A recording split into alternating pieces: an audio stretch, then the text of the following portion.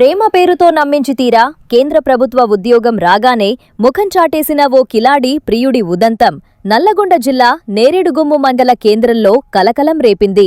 న్యాయం చెయ్యాలంటూ బాధితురాలు పెట్రోల్ బాటిల్తో ప్రియుడి ఇంటి ముందు బైఠాయించడం స్థానికంగా ఉద్రిక్తతకు దారితీసింది.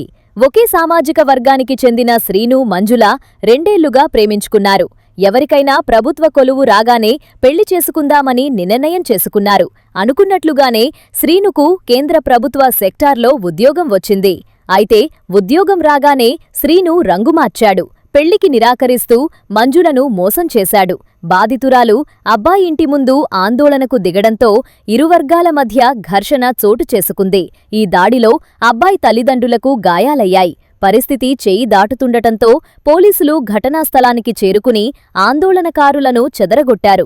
అమ్మాయి ఫిర్యాదు మేరకు కేసు నమోదు చేశాం. 2023 నిందితుడు పులికంటి శ్రీను ప్రస్తుతం పరారీలో ఉన్నాడు. త్వరలోనే పట్టుకుంటాం అని ఎస్ఐ నాగేంద్రబాబు స్పష్టం చేశారు.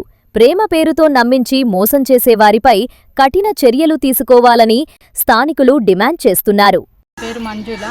నేను పులికంటి శ్రీను అబ్బాయిని ప్రేమించిన 2 సంవత్సరాల నుంచి వాడుకుని సార్. 2 సంవత్సరాల తర్వాత 2 సార్లు ఇట్లా ప్రెగ్నెన్సీ వీపీఎన్కి టాబ్లెట్ ఇచ్చిండు. తర్వాత ఉండి రోజు అడుగుతుంటే మాట తక్కువ పెళ్లి చేసుకుందామంటే అయితే మళ్ళీ మీడియాలో కూడా రమ్మని చెప్పిండు. అట్లా రమ్మని చెప్పినాక ఫోన్ స్విచ్ ఆఫ్ పెట్టింది సార్. నేను వాళ్ళ అన్నకు కూడా ఫోన్ చేశాడు. పోకముందు ఫోన్ చేసి మేము పెళ్లి చేసుకుంటామంటే ఫోన్ స్విచ్ ఆఫ్ పెట్టింది సార్. వాళ్ళ అన్నకు చెప్తేనే వాళ్ళ అన్న ఫోన్ కట్ చేసుకోండి సార్. అబ్బాయి ఏమో మిర్యాల కూడా పోయినాక ఫోన్ స్విచ్ ఆఫ్ పెట్టుకోండు. ఇక్కడికి వచ్చినాక వాళ్ళ అమ్మలో దాచిపెట్టారు. వాళ్ళ అన్ననేమో కార్లో పంపించిండు. వాళ్ళ బావేమో అర్జును కార్లో పంపించేసి తీసుకుపోయి పోలేపల్లికి ఇట్లా దించిరు సార్. దించినాక మళ్ళీ అక్కడ చెరుకట్టు పోయినాక పెళ్లి చేసుకొని మా ఇంటికాడ వద్దు అని చెప్పేసి అన్నాడు. చెరుకట్టు పోతే అక్కడ ఫోన్ చేసినాక మీ మిస్సింగ్ కేసు అయిందని చెప్పి సార్ వాళ్ళకి అబ్బాయి ఫోన్ కలిపిండు. సార్ వాళ్ళు వచ్చి పట్టుకురు సార్. మా మధ్యనేమో వాళ్ళ అమ్మ వాళ్ళ తమ్ముడు ఎల్లమ్మ వాళ్ళ కొడుకు నడిచేది సార్. మేము ఇద్దరు ఉండని మొత్తం కలిసి నాకు న్యాయం చేయగలరని నేను అడుగుతున్నా సార్. నేను నాకు పెళ్లి చేయమని అడుగుతున్నా సార్. నాకేమొద్దు అబ్బాయి ద్వారా పెళ్లి ఒకటి చేస్తే చాలు సార్. రెండు నుంచి ఇంకా మంత్ వస్తలేదని చెప్తూనే ఉన్నా సార్. సార్ వాళ్ళందరికీ కూడా చెప్పిన. అయినా కానీ సార్ వాళ్ళు కూడా ఏం పట్టించుకోలేరు. ఏమంటే సార్ వాళ్ళు ఉండి ఏం కాదు తీయించుకో లేకుంటే ఏం కాదు అని చెప్పేసి మాట్లాడుతారు. ఎస్ఐ సారు ఇంకా ఏమన్నా అడిగితే వాళ్ళు ఉండి తీయించుకోరాదమ్మా, ఏమైతే 3 నెలలు అయితే 2 నెలలు అయితే మా తర్వాత అట్లా తీయించుకోలేవు అని చెప్పేసి అంటారు. ఎస్ఐ సార్ వాళ్ళు సార్. ఎస్ఐ సార్ కానిస్టేబుల్స్ వాళ్ళు అంటారు. ఇంకా మళ్ళీ నేను వచ్చి వీళ్ళు ఇంటి ముందులో కూర్చుంటే నన్ను తీసుకొని నల్లగొండలు ఉంచుతారు సార్. అబ్బాయిని మాత్రం పట్టుకోసలేరు. 2 రోజుల నుంచి పట్టుకోసలేరు. ఏమంటే పట్టుకోసం మాకు దొరుకుతలేడు అంటుండు. వాళ్ళన్న సర్పంచ్ సార్. వాళ్ళన్నకి అడిగిరు. మేము ఒకటి ఇక్కడ కూర్చుంటే అన్నాడు కదా, నేను సుధాకర్, నేను సర్పంచి, నేను చేస్తా, నేను న్యాయం చేస్తా ఒకరోజు అని చెప్పేసి సైన్ పెట్టేసి లెటర్ రాసింది సార్. తర్వాత ఏమో నా అబ్బాయి దొరకలేడు నాకు తెలియదు అని చెప్పేసి ఆయన కూడా సైలెంట్గా తప్పించుకుంటుంది సార్. నాకు న్యాయం చేయమని చెప్పింది సార్. లేకపోతే నేను సచ్చేది ఒకటి తగ్గుతుంది సార్. ఇప్పుడైతే న్యాయం చేయమని ఒకటే అడుగుతున్నాను. Government employee sir. మేము పనికి వచ్చేది వీళ్ళ దగ్గర. నేను పనికి వచ్చినప్పుడు వాళ్ళ అమ్మాయి ఫోన్ ఇచ్చింది. పనికి వస్తుంటే 2 సంవత్సరాల నుంచి మాట్లాడుతుంటే వాళ్ళ అమ్మ ఏమనకపోయేది. వాళ్ళ అమ్మ కూడా ఇంట్లోనే ఉంచిపోయేది ఏమనకుండా. వాళ్ళ తమ్ముడు కూడా వచ్చేది. ఒక పని చేసేదేమో నడుకుల సార్, గవర్నమెంట్ ఎంప్లాయీ. ఇంకా అట్నే రోజు ఇక్కడికి అబ్బాయి రోజు వచ్చేది. డ్యూటీస్ తక్కువ చేసేది, ఇన్ని ఎక్కువ ఉండేది. ఎన్నిసార్లు అడిగినా వాళ్ళ అమ్మ అడిగితేనేమో చేసుకుంటారులే అని చెప్పేసి వాళ్ళ అమ్మ కూడా తెలుసు టాబ్లెట్ ఇచ్చినప్పుడు. అని ఏం అడగకపోయేది, ఏం చేయకపోయేది. ఎందుకంటే ఇప్పుడు అడితేనేమో నన్నే కొడుతూ నన్నే తిడుతురు సార్. ఏమన్నా సార్ వాళ్ళు అస్సలు పట్టించుకోవట్లేరు. పెళ్లి చేసుకొని అడుగుతున్నా సార్. ఇక్కడనే పెరిగింది నా బిడ్డ. నేను చదువుకోవాలని ఇక్కడ ఉంచిపోతే పనికని తీసుకుపోయేది. కేసీఆర్ వాళ్ళు భాగ్యమ్మ పనికని తీసుకుపోయి పని చేయించుకునేది.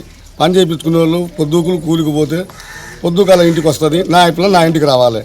ఇలా ఇంటికి వచ్చి వీళ్ళకు అన్నం వండి పెట్ట, రొట్టెలు చేయ, వీళ్ళకు పాలు పింటే కేసీఆర్ తెచ్చి పాలు పిండి తెచ్చి ఈమెకి ఇస్తే ఈమె మందికి పాలు పోయ్యా లెక్కలు రాసినప్పుడు వాళ్ళకు ఈ పిల్ల ఎందుకు వచ్చి మా ఇంట్లో ఉంటుంది, ఈ పిల్ల మేము పిండిచ్చిన పాలు మరి మందికి ఎందుకు పోసి ఈమె ఎందుకు రాస్తుంది లెక్కలు, మా ఇంట్లో కూరబ్బు ఎందుకు చేస్తుందని తెలియదా వాళ్ళకు తెలుసు కానీ నా కొడుకుకు పెళ్ళి అయినాక కాలం గడుస్తుంది, మాకిట్లా పని వెళ్తుంది అని నా పిల్లకు నమ్మించి మోసం చేసి వాడుకున్న రోజులు వాడుకుర్రు.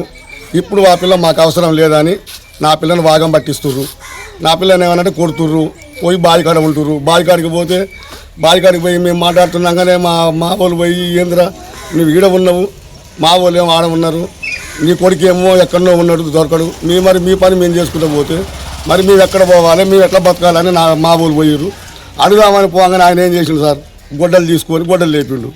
గొడ్డలు లేపంగానే వాళ్ళ భార్య వచ్చి వెనక రాళ్ళ తీసుకొని వేసింది మా వాళ్ళకు. ఇప్పుడు చూపిస్తారు దెబ్బలు కూడా 9 మంది రాళ్ళు అక్కడ వాళ్ళు రాళ్ళ తీసుకొని వేయగానే వీళ్ళు అక్కడ వీళ్ళు రాళ్ళ తీసుకొని వేసుకురు. ఆడంగా అంతేగాని ఆడ మేము వాళ్ళని చంపుదామని పోలే, వాళ్ళని కొడదామని పోలే. కాబట్టి నా బిడ్డకి అన్యాయం జరిగింది, నువ్వు బావి కడ ఉంటే ఎట్లా, నా బిడ్డకి ఇది చేసి మీరు నా పిల్ల కడుపు చేసి నా పిల్లని ప్రేమించి మీరు ఇట్లా చేసి వెళ్ళిపోతే నా పిల్లని రేపు ఎవరు చేసుకోవాలి, ఎంగిలి బతుకైంది నా పిల్లది అని నా పిల్ల పోయి అడుగుదామని వాళ్ళ దగ్గరికి పోయి అడుగుతుంటే వాళ్ళు కావాలని ఇది చేసి దెబ్బలు అని ఇట్లయితే గొడవ అవుతుందని అని గొడ్డలు లేపగానే వీళ్ళు భయపడి ఇసుంటే జరగగానే వాళ్ళ భార్యకి వచ్చి రాళ్ళతో వీళ్ళుగా వాళ్ళు తెచ్చుకున్నారు. అంతేగాని వాళ్ళ మేము చంపాలని పోలే, వాళ్ళని కొట్టాలని